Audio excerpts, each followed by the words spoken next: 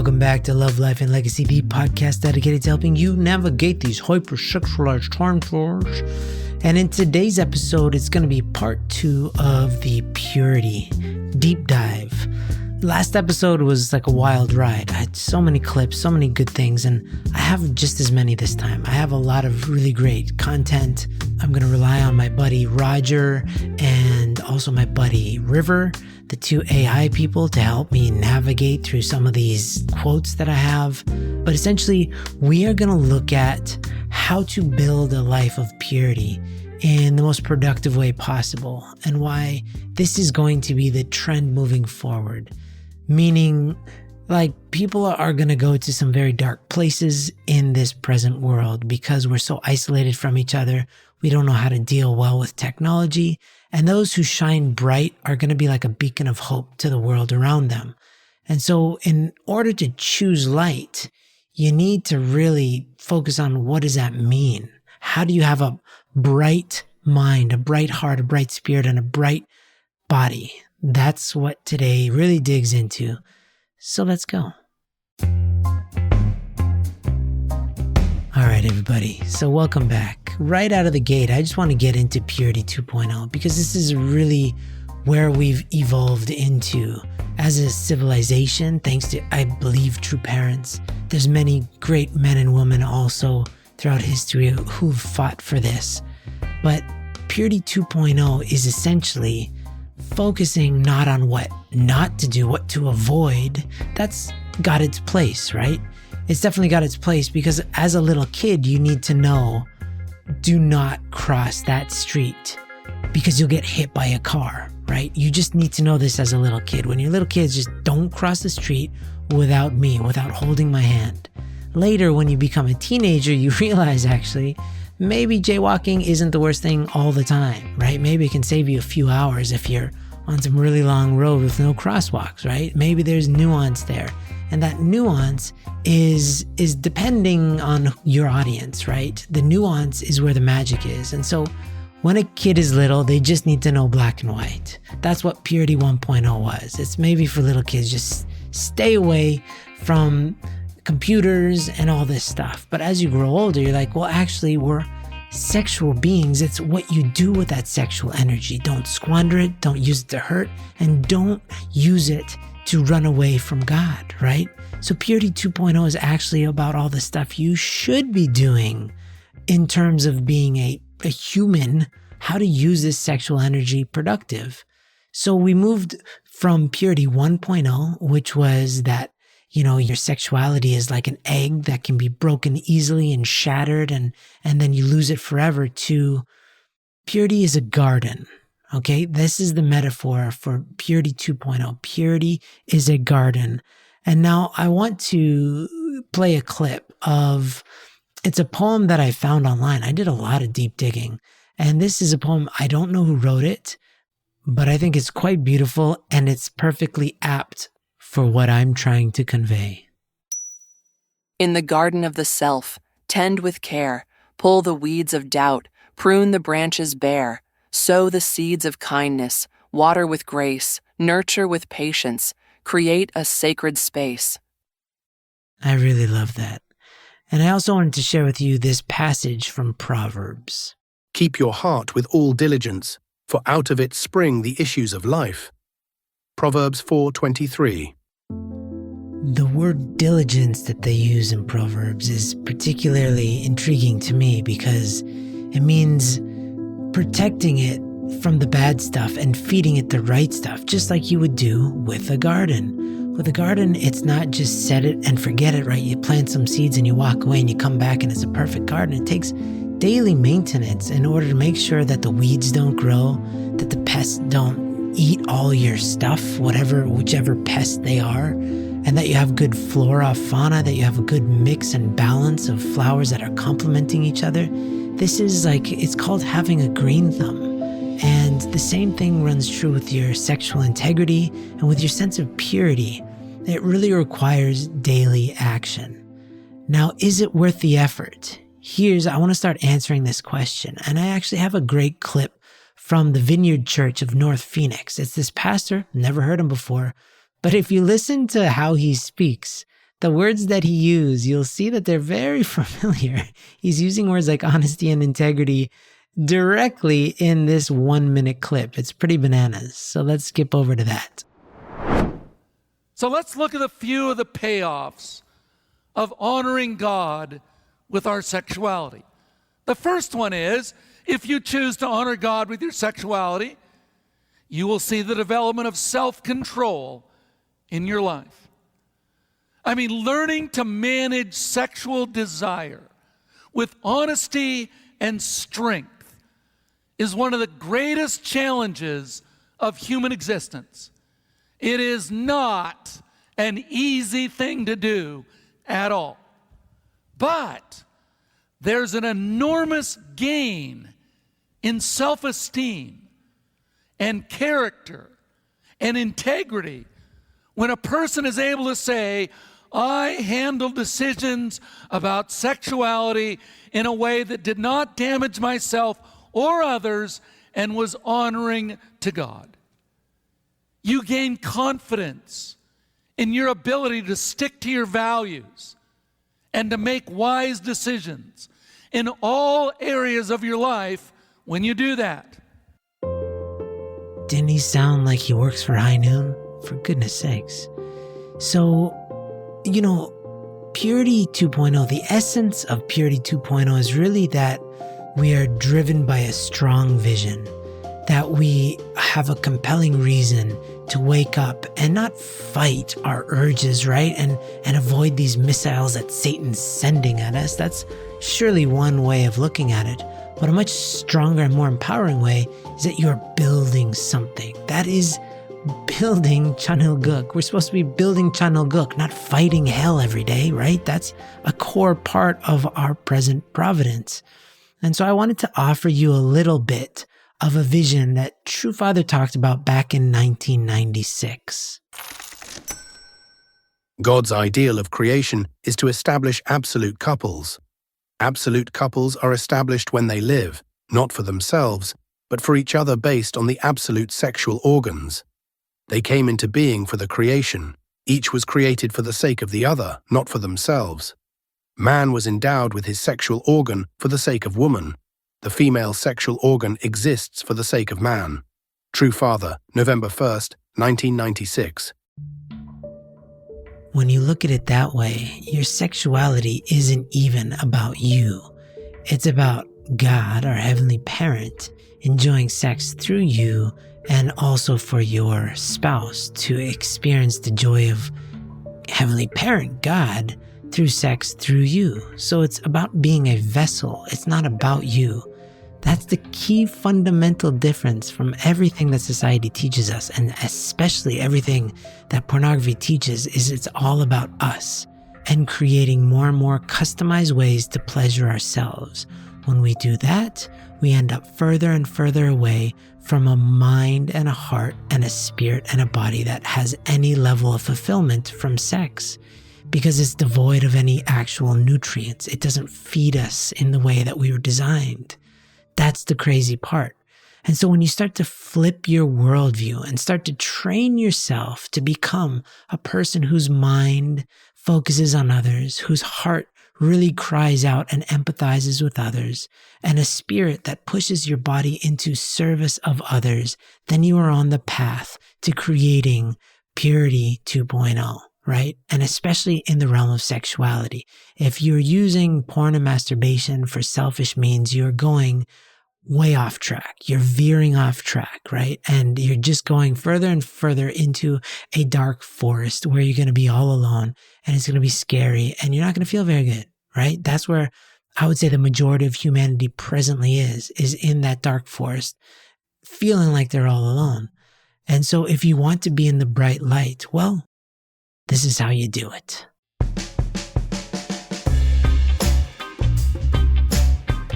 All right, we're moving on now to a new section, and I want to get started by calling on my old AI buddy to read a very familiar text for you. Family Pledge Number 1. Our family, the owner of Chunilguk, pledges to seek our original homeland and build the kingdom of God on earth and in heaven, the original ideal of creation, by centering on true love. So you see, as the owner of Chanilguk, we, the owners of Chanilguk, will do these things. If you look at all of the family pledges, they start with the assumption that as the owner, so since I am an owner, I'm going to act like this. So when I take ownership, my behaviors, my actions will look like this. So there's a clear step of whether somebody's acting like an owner or not. So what is synonymous with ownership? It's responsibility. When we take responsibility for our actions, for our thoughts, for our emotions, meaning we can't say things like, oh, she made me feel like this, or, oh, you're making me think this. No. When you have intentionality with your mind, with your heart, with your spirit, with your body, you're meant to be in control. We're meant to be subjects. We're meant to be responsible. I have a really great clip now from Abraham Lincoln talking about responsibility. You cannot escape the responsibility of tomorrow by evading it today. Abraham Lincoln. Okay, so let's get a little bit more specific. What does ownership look like? Well, do you take ownership for where your eyes go? For what your hands do? Do you take ownership for your time and your attention? Because a lot of us unknowingly give our attention away. We unintentionally give our attention away. And this is a crime because time and attention is really all we have. These are very finite resources for this physical plane, right?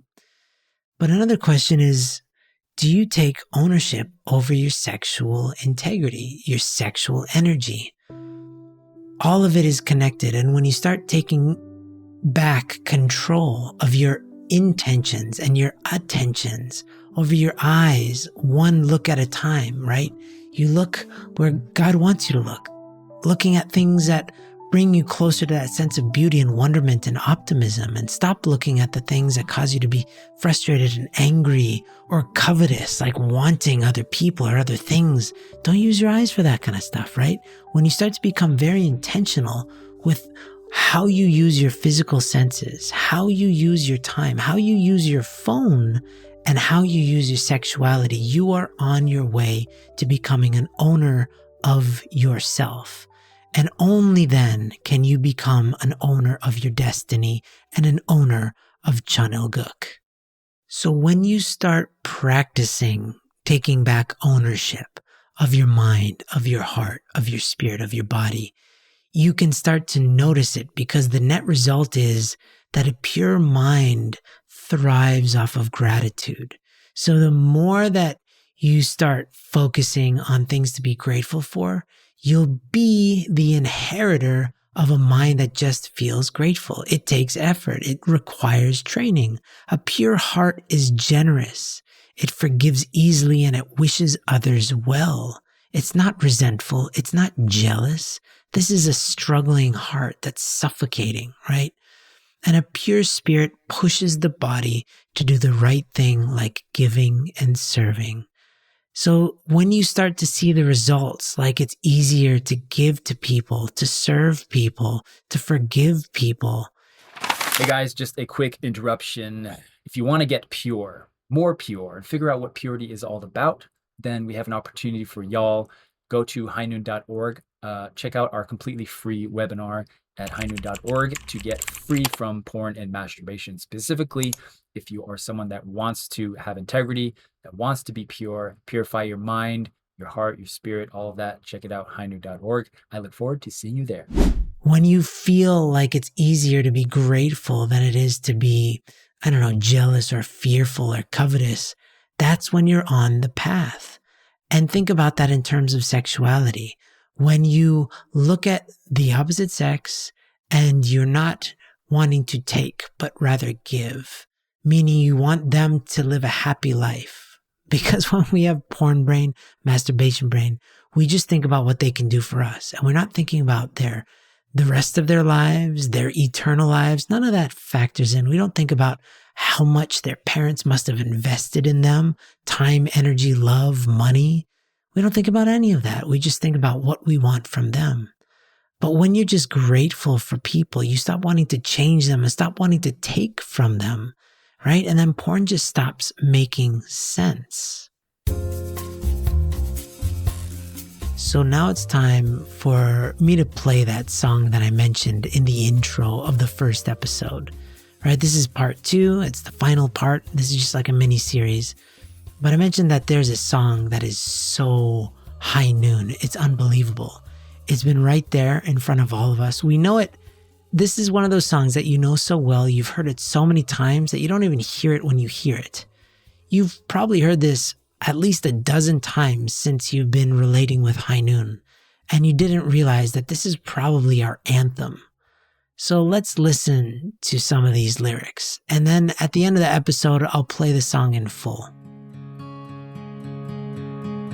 I can see clearly now the rain is gone. I can see all obstacles in my way. Gone are the dark clouds that had me blind. It's gonna be a bright, bright, sunshiny day. Unbelievable, right? It was there this whole time. That you can see clearly now that the clouds have moved, right? And it's going to be a bright, bright, beautiful day. It's going to be the greatest day. You know why? Because that's what sexual purity offers you. So many bright days, because your heart and your mind and your spirit are just radiating. And that's the purpose of High Noon. We've always made it our expressed goal to help to create radiant, blessed families. Radiant, blessed families are made up of radiant couples, radiant children. That's us at our best. So I just have one more section for you. Let's get into that.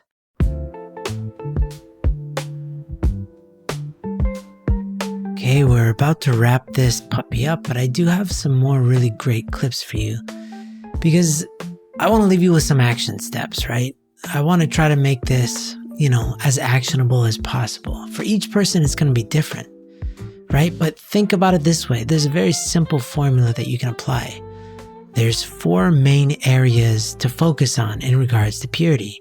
There's the heart, the mind, the body, and the soul, right? These are the 4 areas. And if you apply the 5 virtues, honesty, accountability, grace, integrity, courage, to these 4 areas, that's a start, right? How courageous is my heart? How honest am I about how I'm feeling, right? How much accountability do I have for my emotional life and world? You can apply this to your mind and to your spirit. Like, this will put you on the path, right?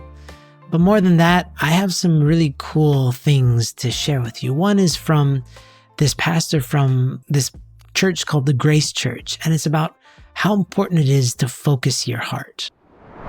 Our hearts don't function well without focus. Without the ability to focus, we could not see. I want you to imagine trying to process all the images, all the colors, all the shapes equally at the same time in this room. Our brains could not handle it.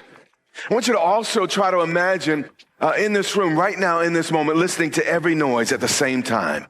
Your heartbeat, what someone else might be whispering in the row behind you. Perhaps a person's cough, a baby's gurgle, and at the same time trying to listen to me. You couldn't do it because we're not designed for that. Likewise, our hearts don't function well without focus. Now, lastly, I will end here. Is it not true that sometimes on the computer screen or tablet or phone that we have, when our download is almost fully complete, we get a message that says something like, your download is almost fully complete, but in order for the completion of this download, you must restart your computer. The same thing goes for us as human beings. If you're going through some chaos in your life, some struggles, lacking meaning, or whatever struggle you're going through, sometimes we must do this. Press restart on our minds, our bodies, and our souls. Take a couple steps back. re-examine our motives, re-examine who we are, reevaluate what's most important to us, reprioritize our vision, our commitment, our mission, our passions, our purpose, and our power, and claim it. No one's going to do it for you. He said, press restart on your minds, your bodies, and your souls. Crazy, right? So, yeah, sometimes it's just nice to get yelled at by somebody, right? I have some really cool clip that I found actually from this pastor. He sounds like he's a Russian pastor, and he's speaking some really deep truths, and it's actually quite practical. So let's go over to him for the last quote of this session. What are our three main enemies? It's lust, it's pride, and it's greed, right? What are the three things Jesus told us to do in secret in Matthew chapter 6? He told us to give, he told us to pray, and he told us to fast. So watch this. Giving defeats greed. Prayer defeats pride. Because the real reason we don't pray is not because we're busy, it's because we're proud. Prayerlessness is pride. That's all.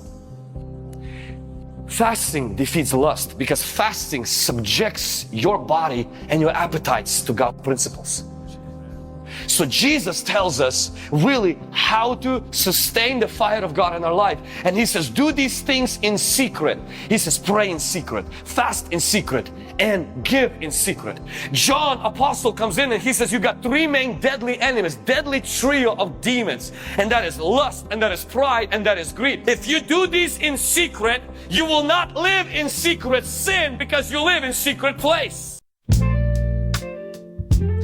He was feeling fired up. 2 guys in a row. We're going to end this with men yelling at you. I love this clip a lot. Not because I feel like you guys need to go out there and fast and to give and to pray, but I do think you need to put yourself into action and you need to just do it and stop kind of looking for somebody else to give you motivation. Stop looking for somebody else to tell you what to do, but to start to build your North Star goal. Do it. Hit your knees and start praying like crazy, right? Yeah, sure. Fast from the internet. How about that? Fast from social media. Fast from inundating your senses with nonsense and start focusing your mind on prayer and figuring out how you can use your mind optimally and your heart optimally, your spirit optimally and your body optimally. When you're thinking about how to optimize my life, you start to realize where you're leaking energy, where you're leaking time, where you're focusing on the wrong thing. But just like that analogy, I want this to stick with you. If you have nowhere to go, it doesn't matter what you do. Everything is relative. If you are training for the race of your life, you're going to the Olympics, what you eat, every single thing you put in your mouth matters. Because if you have a hamburger, you're done for. And you're a racer, there's no way. Like a long distance racer, it's not happening, right? You need to really eat optimally. You need to really think optimally and all that because of this thing that you're training for. If you are single, the Olympics is getting ready for the blessing. If you are blessed already, then this is the Olympics of endurance, of experiencing the most love that any human has by giving the most love and receiving the most love in your blessing. This is a war, yes, but it's the war of building Chanuguk. And don't miss out, okay, guys? Purity is what allows us to create this new upcoming world that's going to emerge from us. It's not going to come from crazy, chaotic minds and hearts that are all over the place. Chanuguk is going to emerge from a bright, radiating people. I hope this episode was super helpful, these past 2 episodes. As always, if you have any questions, reach out to myself or reach out to anybody on our staff. We love talking to you. God bless you, and may your heart, mind, spirit, and body be pure and radiant. I can see clearly now the rain is gone. I can see all obstacles in my way. Gone are the dark clouds that had me blind. gonna be a bright, bright, sunshiny day. It's gonna be a bright, bright, sunshiny day. I think I can make it now the pain is gone. All of the bad feelings have disappeared. Here is the rainbow I've been praying for. It's gonna be a bright, bright, sunshiny day. Look all around, there's nothing but blue skies. Look straight ahead, nothing but blue skies.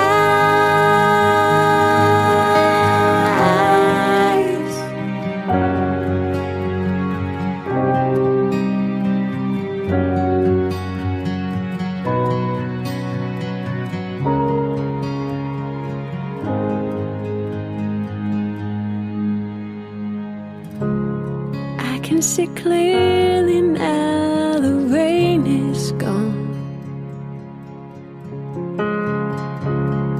I can see all obstacles in my way.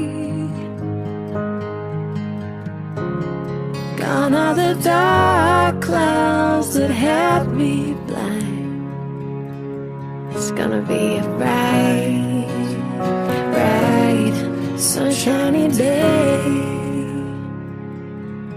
Oh, it's gonna be a bright, bright, sunshiny day. It's gonna be a bright, bright, sunshiny day. Hey, you, this is your call to action if you want to purify yourself, purify your mind, purify your brain, your body, your soul, my friend. Boy, do we have an opportunity for you. We have a completely free webinar on how to break free from porn and masturbation using all of our tactics and experience over the years that we've learned, hearing real stories from real people about how they purified themselves. Check it out at highnoon.org. It's the first thing you'll see, a free webinar on how to quit porn. Just click on start here at the top of the page and y'all will love it. You'll love it. I'll see you there.